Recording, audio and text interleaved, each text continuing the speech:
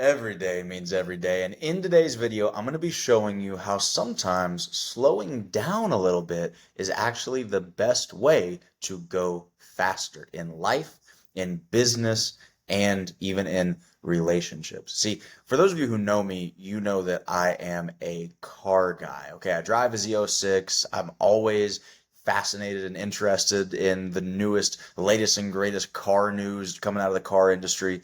And I love fast cars. I grew up watching the Barrett Jackson auto auctions. I just fell in love with it from a very, very early age. So I enjoy racing, I enjoy cars. And one thing that I always thought was really interesting was that on a racetrack, rarely is it the car with the biggest engine that goes around the track the quickest. Think about that for a second, because most people would just assume, oh, the car with the most horsepower, with the biggest engine, that's probably going to be the car that has the fastest lap time that's going to win the race, right? But in reality, especially when we're talking about road racing, the really intricate tracks, the cars that are typically the fastest around the track are the ones that have the best brakes. Let me explain. When you're approaching a corner, you've got a lot of speed built up, and then you're approaching a corner, you have to slow down in order to take that corner and not just run completely off the racetrack. If you have trash brakes on your car, you got to start braking way, way in advance of the actual corner so that by the time you get there, you're slowed down enough to effectively, safely, and efficiently take the turn. If you have really, really good brakes, if you're highly effective at slowing down quickly, what happens? You can wait longer before you brake, before you slow down. You can carry more speed with you into that corner. Why is this important? Because I think for all of us, at some point, we find ourselves on the highway of life, going 85, 90, just cruising. You know what I mean? Radio up, windows down. And all of a sudden, life throws you a curveball. It's going to throw you a curve, a twist, a turn. Your ability to quickly slow down, assess the situation, recalibrate, make the adjustment is what will determine how successful or unsuccessful you are in navigating life's twists and turns. So for you, I just want you to take a second today, whenever you're watching this video, take a second and really think about, for me, when is the last time that I slowed down? When's the last time I practiced slowing down? Because I'm not telling you not to have a sense of urgency. I'm not telling you not to be ambitious. I'm not telling you not to go all out, put the pedal to the floor. What I am telling you is that you have to practice stopping on a dime if you expect to be able to do that whenever life throws a circumstance or a situation at you. So you may as well practice the skill set ahead of time, right?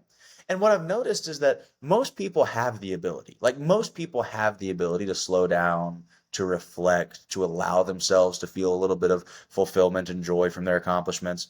A lot of us that grew up maybe feeling like we had to prove ourselves, I think a lot of us exhibit a trauma pattern where we don't want to slow down and pat ourselves on the back for our accomplishments because we just want to go, go, go, go, go all the time because we feel like it's showing weakness or it is poor productivity or we're stealing from what we could be accomplishing if we actually slow down for a second. That's not true. It's a limited belief. We got to get rid of it.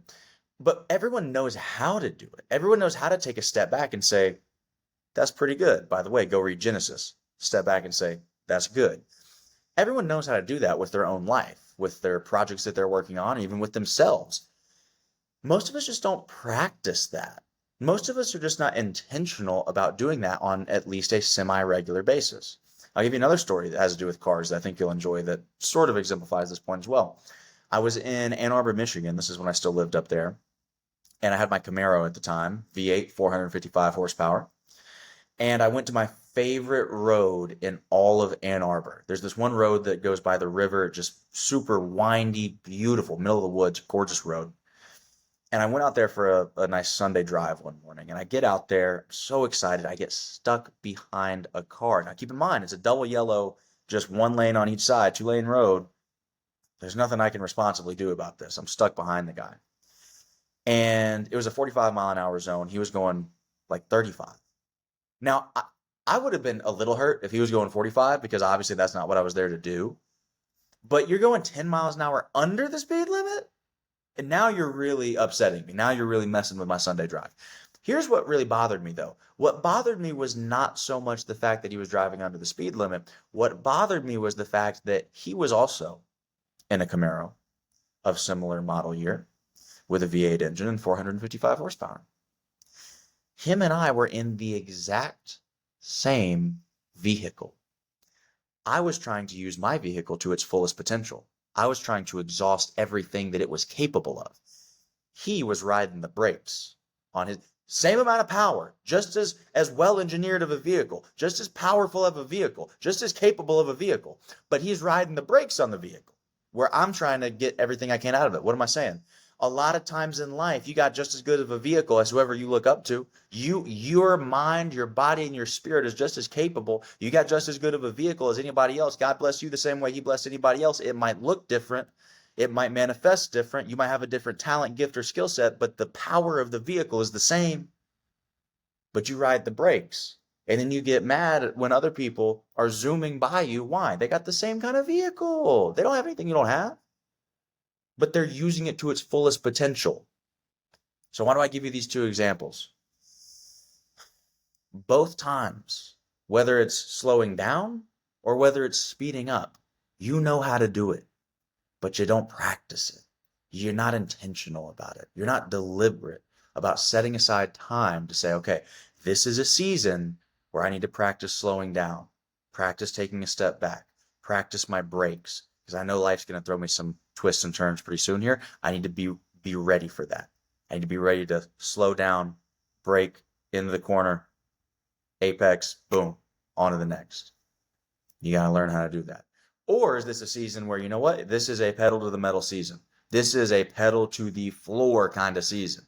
This is one of those seasons where I need to stop relaxing, stop chilling, stop taking things for granted, stop just waking up and going through the motions. I need to put the pedal to the floor because I owe it to myself and everybody around me to exhaust what this vehicle that God gave me is capable of. I need to get everything out of this that I possibly can because the vehicle's not broken. It's not underpowered. There's nothing wrong with the suspension. Your steering's fine. You just need to use what you have. All right? Figure out which season you're in. Are you in a slow down season or a speed up season? And then practice doing that over and over and over again so that when life demands it, no matter which side of this you end up on, you will be ready. Hey, I hope you enjoyed this video. My name is Brandon Burns. Make sure you check out everydaymeanseveryday.com if you're interested in some more of this stuff. I'm a high performance coach, a keynote speaker. I got an app. I do all sorts of stuff, but I'd love to help you out and help you live up to your potential daily and not occasionally. So check out everydaymeanseveryday.com if you're interested in that. By all means, subscribe, comment, share this with a friend, and I will see you on the next video. But until next time, don't forget, every day means every day. Peace.